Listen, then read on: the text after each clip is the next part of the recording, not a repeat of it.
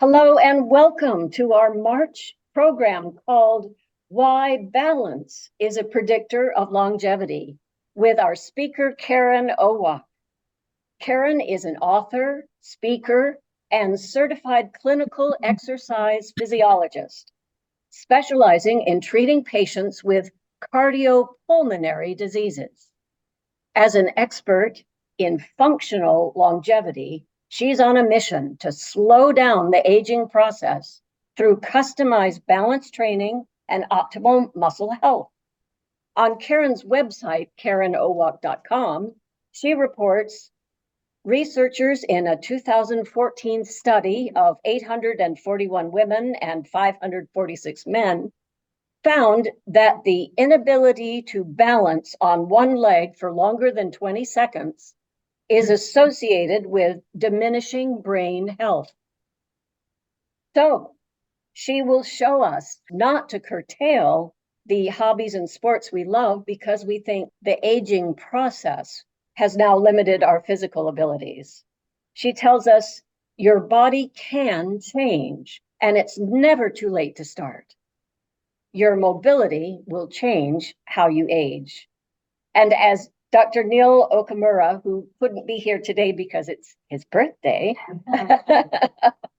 is a board-certified internal medicine physician and former chief of staff at San Raymond Regional Medical Center, reported in an editorial review of her book, Athletes in Aprons, a good coach improves your skills, but a great coach teaches you life lessons. Over the past 20 years, Karen has educated many of my patients through cardiac rehabilitation, adult fitness, cooking classes, and as a celebrity TV health and nutrition expert.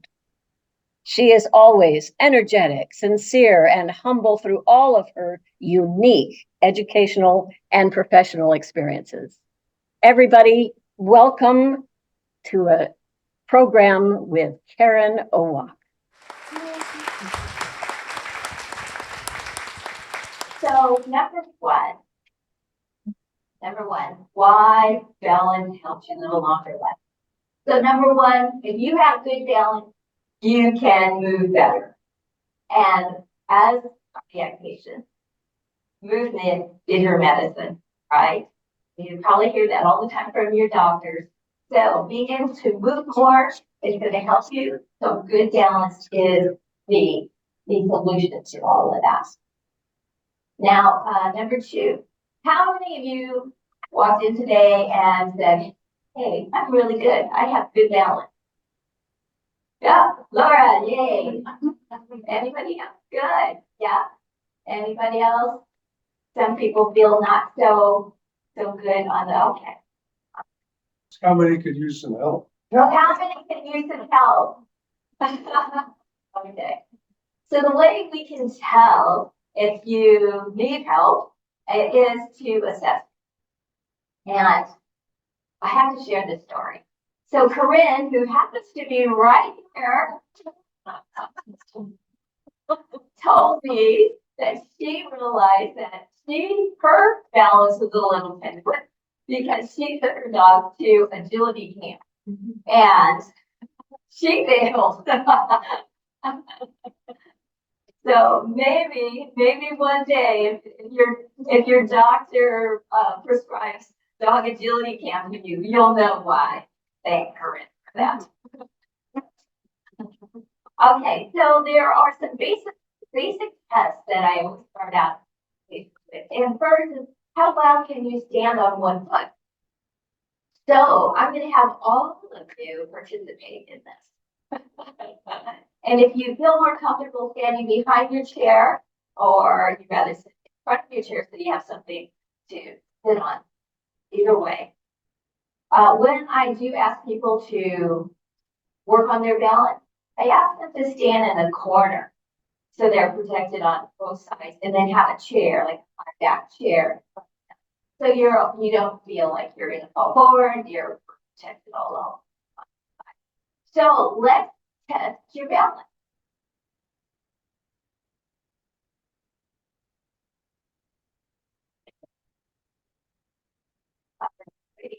So I need my timer here. I'll get started. So let me go through a few things when it comes to fall. There are three types of fall. Number one, there's the accident. And that's, you trip on something, lighting's not good, or you trip on your grandkids' toys, all those little things are in the shower. Those are mechanical falls, and those things are accidents. Then there's the unanticipated falls. These are physiological. These are the effects of maybe a stroke, syncope, which is fainting, or anything that's physiological that causes you to fall, a seizure. And then there's the ones that we're going to address today, and those are the anticipated falls. Those can be predicted by these assessments. So let's start with the single leg balance. Okay, so let's start with your left leg. We're going to use the left leg, and you're going to cross your arms across your chest. Now, if anybody doesn't feel comfortable, I have a modification for it. So, but this is the first position. Cross your arms across your chest, wrists are crossed. And then you're going to raise your right leg so your thigh is parallel to the floor. And then you're going to hold that position.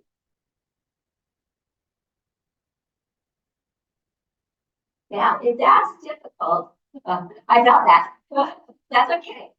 And wobbles are okay. Everyone's like, oh yeah, but I was wobbling. That's good because they're being challenged. So if you're having trouble with the leg up this way, I'm going to have you do maybe a modified tandem stance. And that means put your feet together. And then slide the right foot forward just a little bit so the heel is right there in step. And that's the modified tandem. Modified what? It's a modified tandem stance. The tandem stance is heel to toe. That's a little harder. Not as hard as this one, but still a little bit harder. So see if either one of those work for you. And then for some of my patients, we just put both feet together and time. So pick out whichever stance you want, and then I'm going to start the timer. So get ready, set, and go.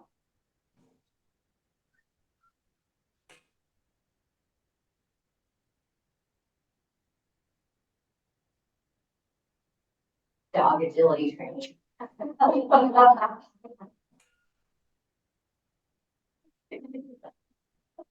Karen, can you move closer Closer to the microphone? Oh, Zoom people are having a hard time hearing. We hear you fine. oh, okay. So is anybody still standing? Sorry, guys. Good for you. You got the wobbles. That's good.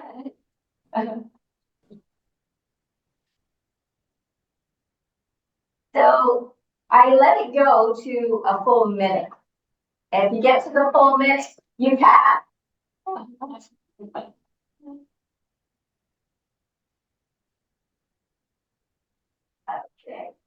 And go ahead and stop. And then let's try the other leg too. Because I like this test because you can also find out if you have some muscle imbalances. Muscle imbalances will cause you to fall. And so let's try the right leg. So same thing, either in the tandem stance, by tandem together, or with the knee raise. So we start with and if you don't feel comfortable with the cross arm, go ahead and put your hand down or your fingers down. Okay. Try not to make you laugh. You're ready? Set, and go.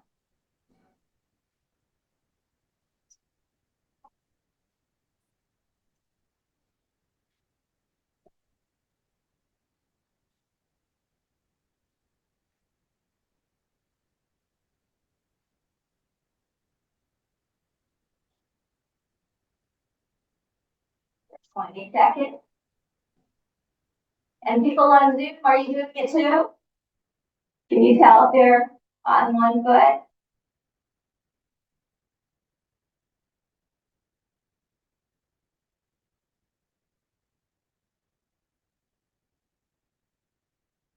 I was thinking this is the longest minute of their life. But these are great commercial exercises. So do them during the commercial break.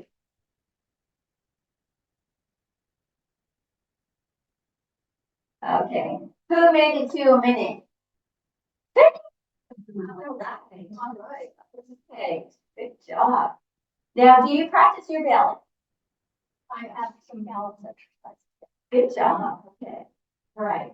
So, let me go to the next one. Now, the next test is FRT. It's a functional reach test. And we do this to find out, and I'm not measuring here in an assessment, I would measure exactly how many inches that you can support. But this is measuring how far in front of you can shift your center of gravity without tipping over.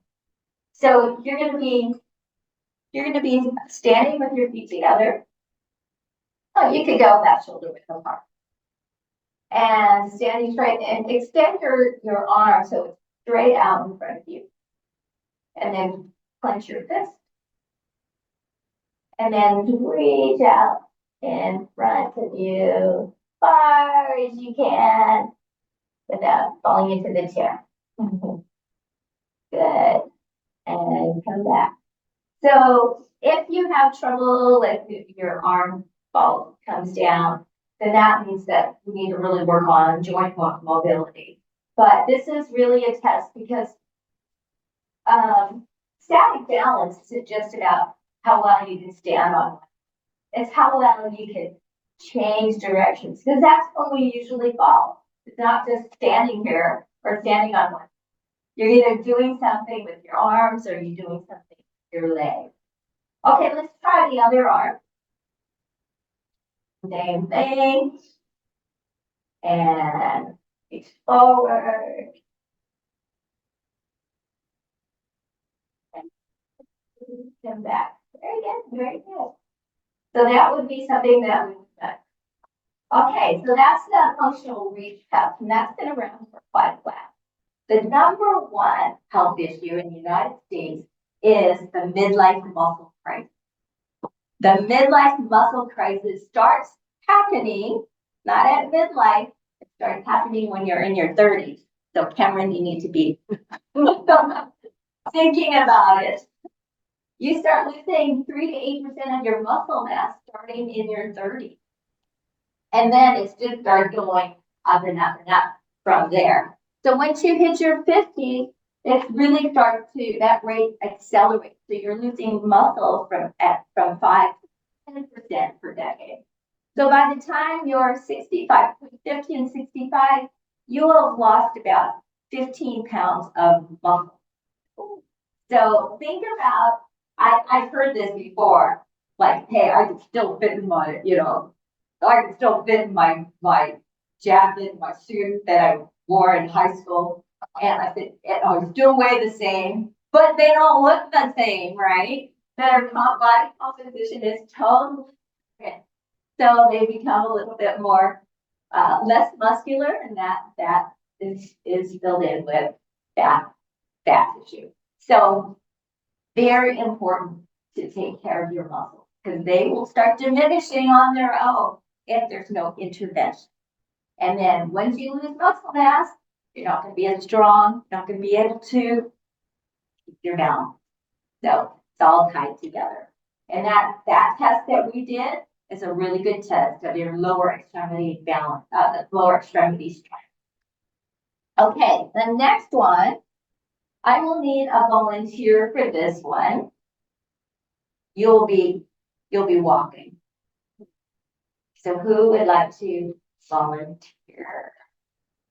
Okay. Have a volunteer. Okay, this is called a timed up and go. So this is your drone, You're gonna be sitting here, and goodness, oh, these chairs are high. I can't even my You're gonna sit. Oh, yes. Excuse me, just a note from our Zoom crowd that there are 20 people watching on Zoom. Oh,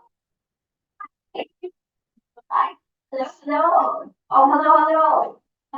And are you doing all these exercise, these tests with us? Yeah. Okay, so this is the timed up and go test.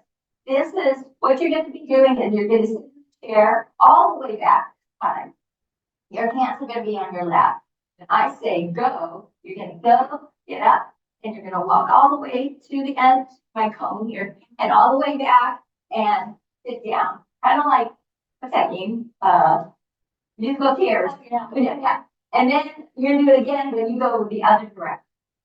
So this will also test your ability to get up out of the chair and then move forward and make a turn.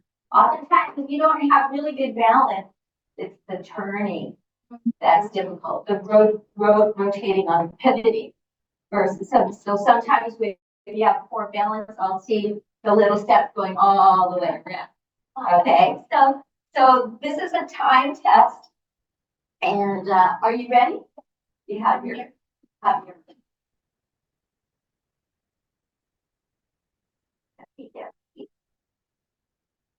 Okay.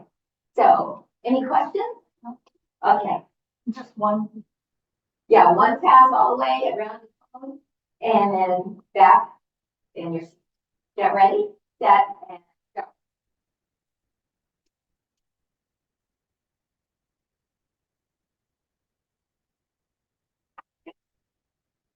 Oh, I didn't start the time. I'm sorry. No, okay. Okay. Yeah. Okay, and let's do it again. Just like you did, sorry. Okay, get ready, set, and go.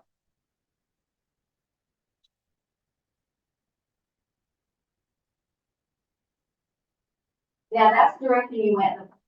Yeah. Okay, let's now go in the opposite direction. Okay. So going this way and around. And actually you did exactly the same time. 7.1 seconds. Okay, get ready, set, and go.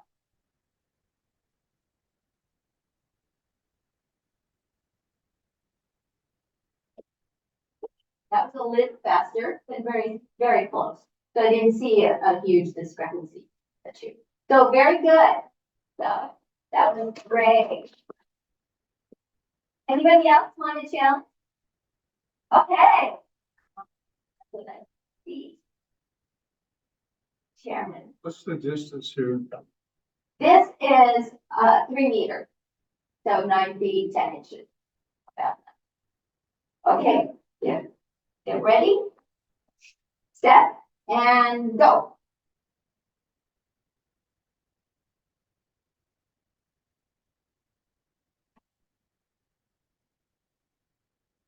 Thank you. So you are so calm and very nice. Okay, that was 8.6. Okay, so this time good. Go the other direction and go walk as if you're late for an appointment. Did you have a question? I did. Yeah, go ahead. What is the difference when I get up? I use the handle of the chair, but I don't use the handle of the chair. I'm using my knees. That's a very good question. So that's an assisted chair stand. So that means that, and that's fine. Usually that would be more of a level 1 where you need the assist, and that's okay. So when I set up an exercise prescription, I have different levels. So that depending on the assist, if I found that you can't get up without the assist, then we would start at that. But the test initially is what they are. So it's just a matter of getting your legs stronger and the core. Okay, so hands on your lap, get ready. And you're late, very late.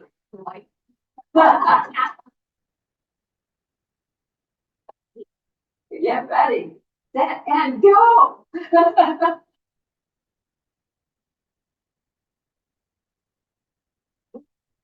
That was much better.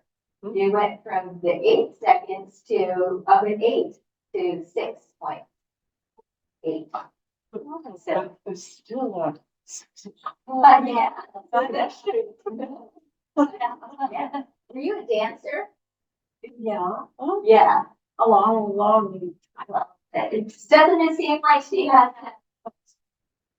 Yeah, like a slow down.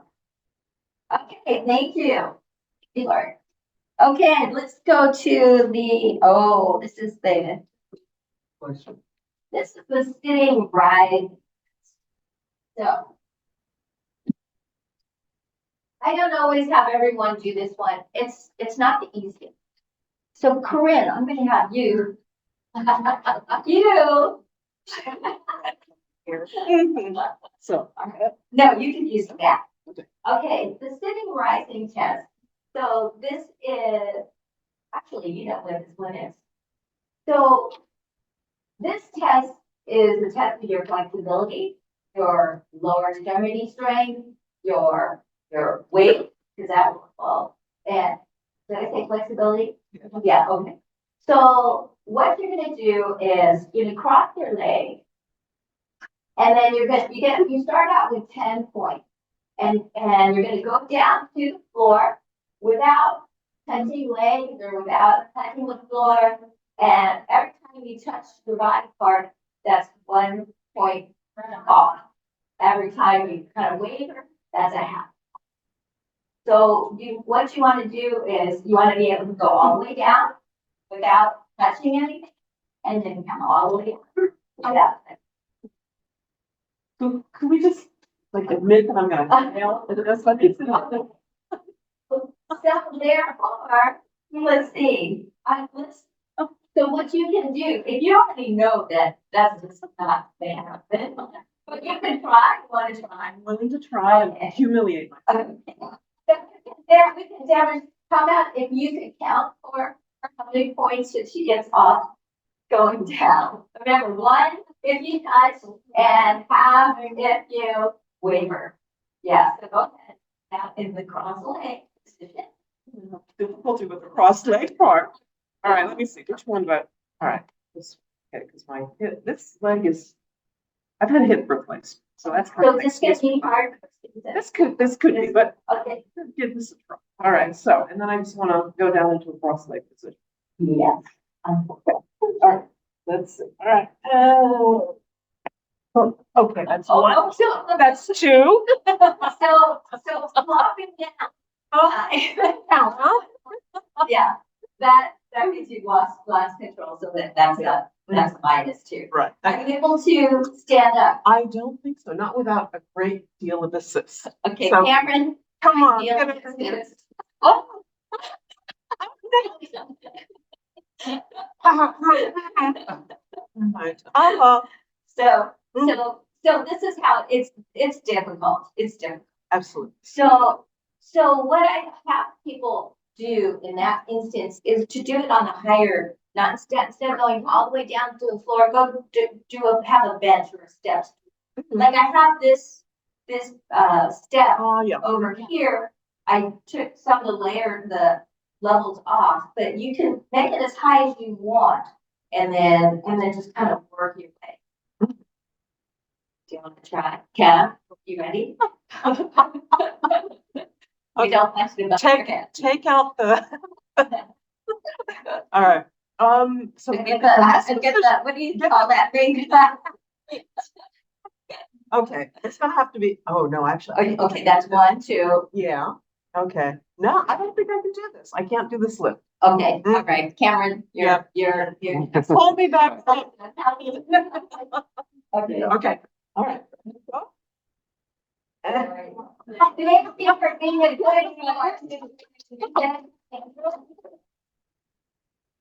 Okay, so yeah, like you said, you can start out on a higher higher bench and then come back up.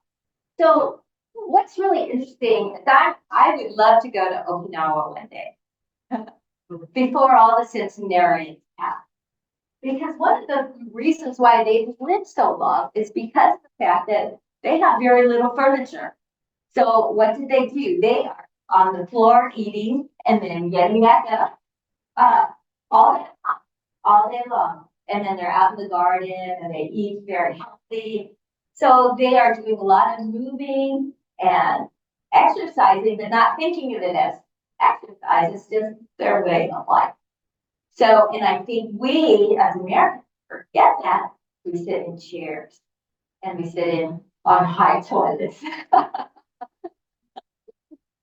Okay, so the next thing I look at, all my clients they have pictures that go into it. I have a mobile app that they use to access their exercise program. And I ask that they take a picture. I need a front view, side view, back. And I look at their posture. So I'd like you all to stand up again. Good. And just stand like you normally would, Okay. All right, now I would like you to take a look at your hands. And without moving, just look down and tell me where your thumbs are. So I can see your thumbs are in midline, pointing in. Yours are pointing in. Pointing in. Pretty good. Yours are pointing in. In. Oh, yours are pretty good too. So this is what I'm looking at. If you have tech neck, if you have rounded shoulders, what's going to happen to my thumbs? They're going to do this. So when you think about your posture, which I hope is a lot, think about where your thumbs are. If they're starting to do this, pull your shoulders back. Our shoulders will start to migrate forward. More we're on our computers. Who's on the computer a lot? Yeah. Who likes to read? Who likes to text? Yeah. So all those, yeah. Okay, but 1, 2, 3. So all those things can affect your posture if you're really not cognizant of how you're sitting and how you're standing. So pull those shoulders back. What happens is the shoulder muscles get very tight. It's kind of like, you ever go to, when I was in my 20s, I used to belong to the gym. And all those guys were so set on, can bench the most weight. Well, they ended up looking like this because they overworked their chest muscles and did not work enough to their back. And that's how that's a muscle imbalance. Too much chest, tight, and then not enough strength. So that's what's going to happen when your posture starts doing this. You start getting, and then it starts to really round. So we need to start working on it. So shoulder flexibility is really important in when it comes to balance. Because you do this, where's your center of gravity going? It's going to pull you forward. So very important to have really good posture. And so who would like to be, Anne, come on up. Oh, Susan, I'm sorry. Okay, so one way to see if you're in line. Your body was made to your spine has 3 curves. And it's meant to take the stress off the different parts of the body. Now, anytime that curve is changed, it's going to cause more stress on different areas of the body. Do you ever have back pain, or anybody have back pain where they have, part of it can be that the disc between your vertebrae are starting is squeezing on one side, especially if you have. So one way I look at, if you could turn to the side, I look at where the earlobe is to the shoulder. It should be Correct. So here's her earlobe. I'm using a pencil here.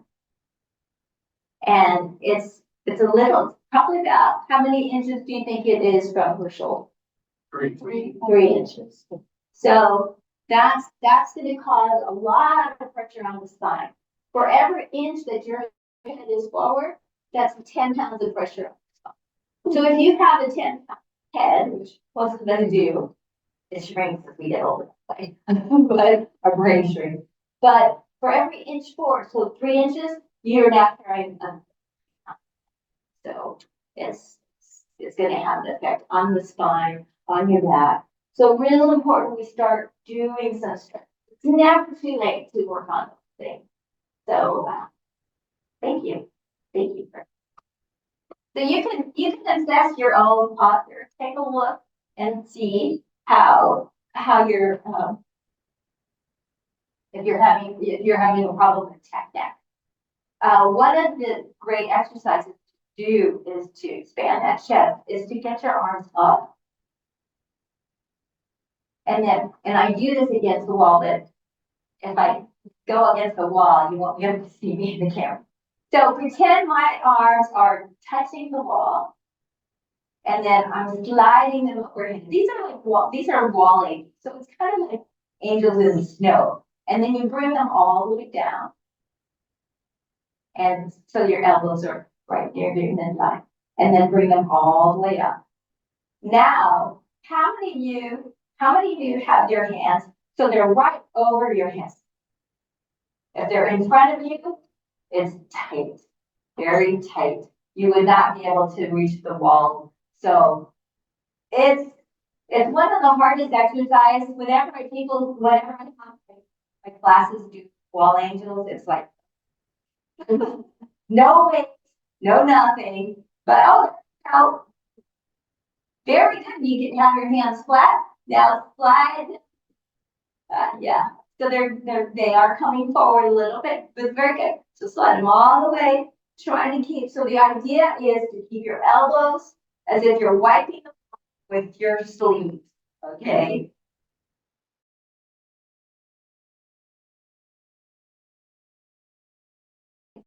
Belly, tuck in your right.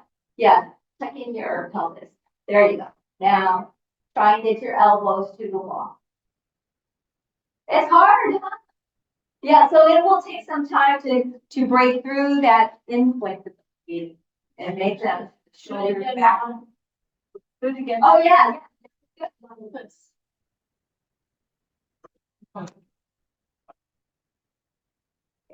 It's painful, isn't it? Yeah. And are your elbows supposed to touch too? Yes. So elbows. So yes. Now, if you have your head is really far forward, it's not going to happen overnight. So what you do is get a little cushion or rolled up towel, because if you put your head, see how his head is now up. We don't want that. We want it in neutral. And the only way to make it neutral is if we put a little pad or towel behind his head until he starts to. You can do this. Implode or improve? I think improve. Yeah, so you can do this on the floor too. Then you have gravity working for you a little bit. But again, the same thing goes.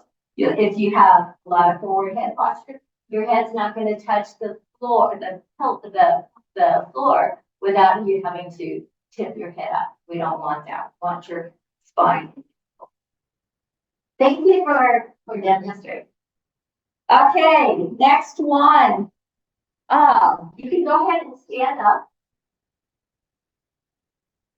This one is best without shoes, but go ahead and do it. So what I want you to do, you might want to, if you need a little support, go ahead and stand behind your chair. I want you to come up on your toes, as high up on your toes as possible. All the way up. And I should be able to stick a tennis ball in your.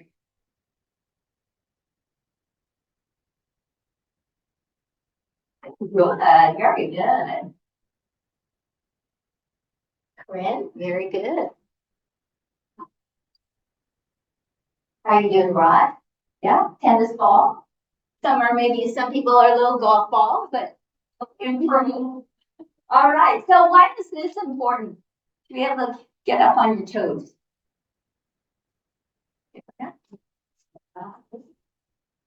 Because when you walk properly, you take a step and then you push off on your toes. So I know the podiatrist was here, was it last month? Okay, your foot has lots of vascularity, lots of muscles and tendons and over 7,000 nerve endings. And there's another layer of muscles, tendons underneath here. Wow. Yeah. Your foot, the 2 feet have as many bones, 25% of the bones in your entire body are in your feet. And how many of you take care? How many of you pampered? How many of you neglect your feet? Yes, and so our feet are so important. They are where we get all that information for our balance. And a lot of people wear very thick shoes, very tight socks, and those socks are like corsets. And in order for you to be able to move, your toes need to splay out. They need to open up and provide you with more balance. If they're stuck and compressed in these shoes, and they're not going to be able to have really good balance. So I like to suggest walking barefoot as much as possible and really getting some good mobility. If you are in tight shoes all day, then put your fingers between your toes and really try and splay them out, separate them, because they start being like this. It's difficult to walk like this. Well, you need your toes to move. You need to be able to get up on your toes. So, and then you can do this sitting in your chair. But you can also do this if you have. Do you have any stairs in your? So if you could do this on a step and just hold on to the railing, and then come up all the way up. I need to hold on. Right, I need to hold on. Yeah. So don't go crazy. Okay. So you want to come all the way up on your toes, and then all the way down as far as you can. Down on the end of thank you. On the end of the stair. And so so not only is it important for you to be able to go up, but also down. And why? Why do you need that? What's called dorsiflexion. Again, shuffling of the feet. So walking is taking that step, pushing off on your toes. But in order to take the step, you need to be able to flex at the ankle. And I think I see a lot of people really lose flexibility in their ankles. So their walking starts to look very flat. But yeah, because they don't have that flexibility anymore. So real important in balance training, increasing flexibility, rotation, all that in the ankles. Thank you. Question sort of related to the feet. In prior efforts to get fitted with ski boots, they had me ask how much flexion I had in standing back foot, how high my toes could come up. Do very well. What is that? Is that genetic or is that a stretching issue? It could be genetic, but oftentimes it is not using not flexing and ignoring the feet, and not really using them really well. So do you do a lot of walking? I do, but I also recently, like in the last 5 or 6 years, I have peripheral neuropathy, so that's one of the balance issues. Yes. So that will also have effect because if you lose some of that sensation in your feet. We get our balance system from three systems. One is our visual system, the other is the vestibular, and the other is our sensory function. And when you lose sensations in your feet, you lose some of that message, those messages going out to the brain. But that doesn't mean that you can improve your flexibility and ability. And that also means that kind of have to really work on the visual as well as the vestibular to compensate for that. Okay, so walking, I would like a volunteer to walk across this lula. Good. Okay, get on it. Okay, so I'm going to have you do the tandem walk. So feet forward, your toes forward, and you're going to go heel to toe. So you're going to take a step, pause, 1, 2, 3, then take a step, 1, 2, 3, then take another step, 1, 2, 3. Sometimes I see people go, oh yeah, I did it. And they're using momentum to get across. By making you pause, you are having to really stop and really work on challenge your balance. So go ahead.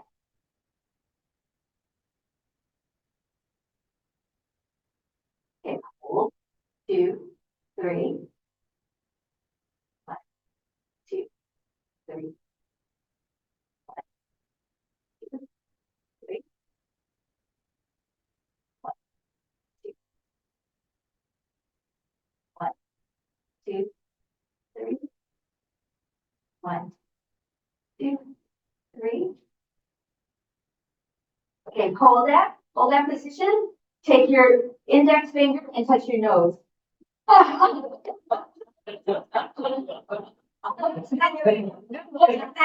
made your coffee.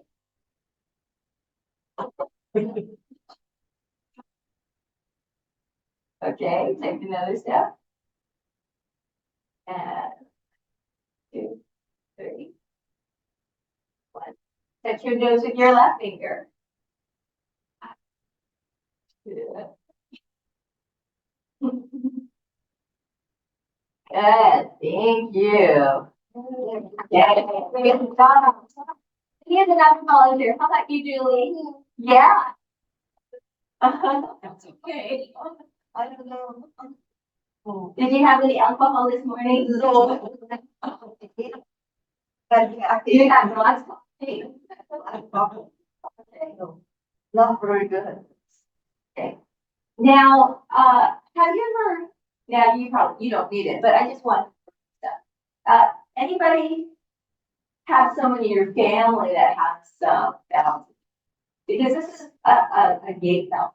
So this would be something that would have a balance. Yeah.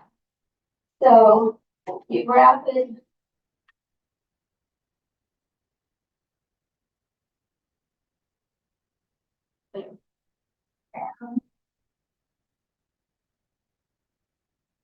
This is tiny. This is around twice. Okay. So does that make you feel more stable? Yeah. Okay. So let's do the heel toe walking. Yeah, but I don't think I could do that. I could never do that. I mean, since I got. Okay. Okay. Yes. How about doing a wider stance then?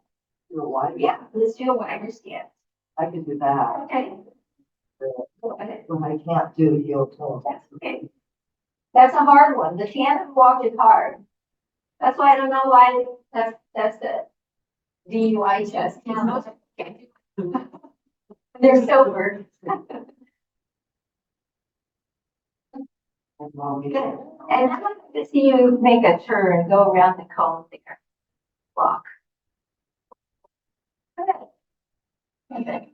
Go ahead and take a walk back. Oh, look, she's a cooking now. She's great. So you see how this really can help. It makes me feel secure. And it also helps with posture. Yeah. Oh, Thank you. well, that was my alarm to wrap it up. We can stay about 10 more minutes. Is that okay with everyone? Is that all right? Yeah, okay, so the next test is waist lift. So belly fat, that has an effect on balance. Yeah, if you, when you're kids, did you ever play on the seesaw? Yeah, so you have a seesaw, preferably both people on each side are about the same size. Now, if someone's 6'2", 250 pounds got on the other side of my seesaw, I would not be doing anything. So think of your spine as that fulcrum, that pivot point. And then your belly would be the big fierce person, that fulcrum. And then your back muscle, the other side. Your back muscles are only so big. They cannot compensate for a really big belly. So you're going to end up with some structural problems, structural aging in the spine, but also it's going to bring you forward again. Another thing, in addition to the shoulder and the posture, the belly is going to help cause you to increase your risk for fall. So measuring, I would measure, have the patient measure, and when you measure, you want to measure at the belly button. And then not a fan size. The guys always think, oh yeah, I'm still at 36, but then their waist is at 44. So, and they obviously your fans are way down here. Want to make sure you're measuring at the belly button and then all the way. And anyone know what your waist measurement should be in relation to your height? It should be half of your height in inches. So if you're 72 inches tall, then your ideal would be 36 inches or less. So that gives you a guideline. All right. Okay, so I promised to go over the 7 key elements of a balance training program. So balance training is not just a matter of standing on one and just doing that as your balance training. Because when you are moving, like I said, moving your arms, moving your legs, that's when you lose your balance.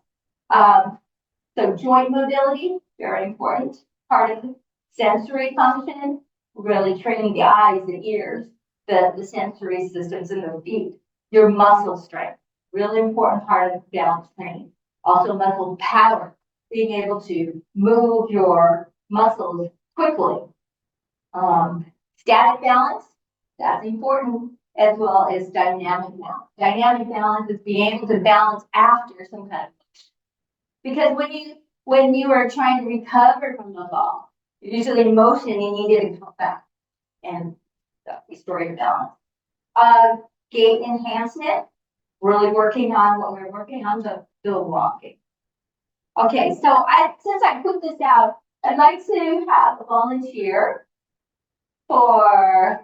to participate in this particular. This is a static balance test.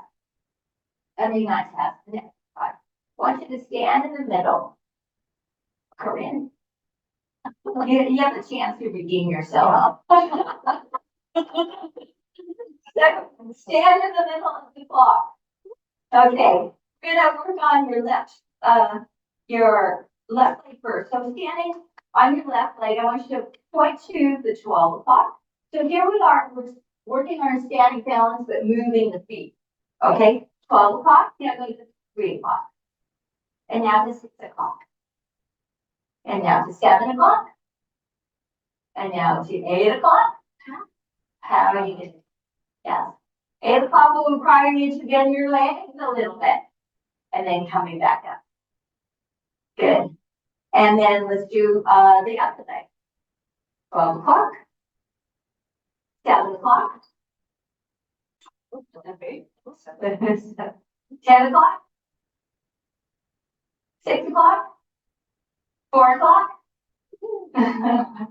So we're also kind of challenging the cognitive part of you. Okay, and now 4 o'clock, get some bend in the knees. There we go. And now 3 o'clock. How are you going to do 3 o'clock? Actually, but I mean, how do you? Yeah, that's tough. But you can do it the other way, Corinne. You could use go this way and really rotating the hip. Yeah. So that's what this is for. Start moving the feet and getting them used to stabilizing on one and then moving them. Okay. How much time we're That's kind of, I wanted everyone to take a look at these wonderful flyers that Kara made up for us. Here are the 7 key elements of a balanced training program, and also the answer to the question of why balance is a predictor of longevity, which we just have had some concrete examples of how to do it.